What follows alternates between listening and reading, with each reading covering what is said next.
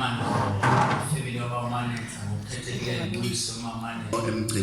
assignment is quite brief. It's for us to dedicate the remaining part of her life to God. Yes, Lord. As simple as like that. Amen. That we commission and dedicate her life, because and once you turn 71, there's the beginning of the sense of urgency, because there isn't much to do because of time, and you want to leave a final mark.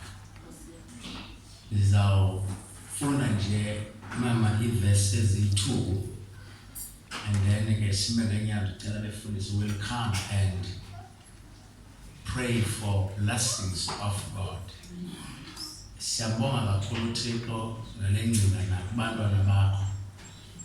Because we are walking in the footsteps of great men and women in the Bible. No record of an occasion of this nature that was ever organized for them. So as it is in the what is the feeling as I was sitting there, I tried to think about some of the prominent Bible characters and search how long did they live. I started with Apostle Paul, who contributed with more than half of the New Testament. He only lived up to 60 years. So he have already lived longer than Paul. You should be grateful to God. And then I began to think about it. For how long did David live? And David lived for 70 years. So you are 1 year older than the life that King David lived. And Moses, he lived for 120 years. But when he writes Psalm 90, you could see what in I write 7 years is enough, but it becomes difficult years thereafter. I don't know how I have made it to 7 years. So now Prophet Isaiah wrote these words in Isaiah 46, verse number 4 and 5. It's about 3 or 4 things and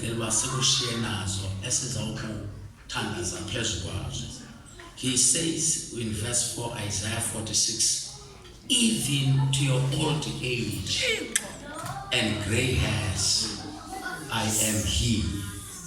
So in other words, he never changes because people get older. He remains the same yesterday, today, and forever. It says, even at your old age, when your hairs become gray, I'm still God. Then the second thing he says, I am he who will sustain you. And in other words, I'm not just going to remain God and not be involved in your life. Okay. I am that same God who has not changed because you are getting older. Secondly, I'm not going to fail you in my duty over your life. He says, my duty is to sustain you. I will not say you are too old. I will not say your hairs are gray and begin to say, be on your own. He says, I will honor my mandate even when your body gets older. And my mandate is to sustain you. So that's the first guarantee. God will sustain you. And then secondly, he says, and I will rescue you. In other words, I know it's not always going to be easy. Sometimes I'll have to get involved in the affairs of your life and be your rescuer. So in other words, even if the going can get tough, there is God whose main role is to keep you, but also to rescue you. You have a keeper, you have a rescuer. So it's up to you. Lord, keep me. If it's tough, Lord, save me. Lord, rescue me according to your word. And then in verse number 5, and then he begins to say, whom will you compare me with? He says, I'm an incomparable God. So in other words, even if there are certain things that are sustaining people, even if there are certain things that have delivered other people, I'm above those. Oh, yes. I have no matchmaker. I am incomparable. And then lastly, number 4, he says, with whom will you liken me? So and this is the God that we are going to commend the rest of your life to. God who will sustain you, who will rescue you, who is incomparable. God with whom nothing can be likened with. So which therefore means you are safe if you have God. Your greatest mistake will only be to step out of this God. Because once you step out of God, you are stepping out of the guarantees of God.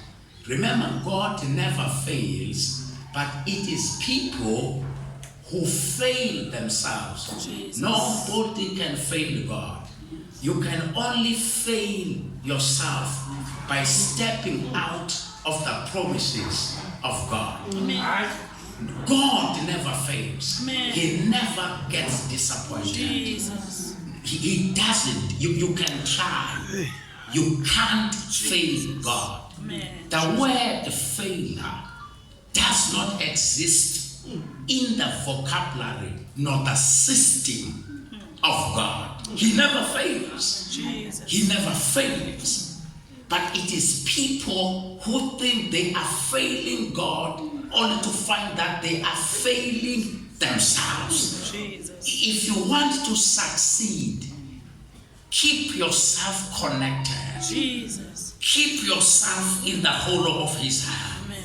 Because in him there is success. Jesus. So that's why Paul, after Athens in Acts 17, he found so many gods. People tried to improvise, to say, when I need a rain, there must be God for rain. Amen. When I am poor, there must be God for wealth. When I am sick, there must be God for healing. Then as he read through this God, his eyes were drawn into an empty space with an inscription to an unknown God. Man. Then when he got into an unknown God, Paul stood up. What? Lo ongazwayo, I have come to introduce him to him. Amen. And then he begins then to say, in this one, Jesus, whom you say is an unknown one, he says, in him we live. Right? In him we move. Amen. In him we have. Jesus. So in other words, there is life. In him there is mobility. Jesus. It doesn't matter what the enemy may do, but we cannot be immobile. He makes us to move. Jesus. The devil may close doors, but the one we have, Jesus. when he rose from the dead, the disciples were sitting inside the house, that the doors were closed, the gates were closed. Jesus. But we don't know how he got inside. Jesus. But they saw him inside, and he said, "Peace, Jesus. be still." It's the same God. They may lock their doors because they tried to keep him in the grave. Jesus. And the grave could not contain this one.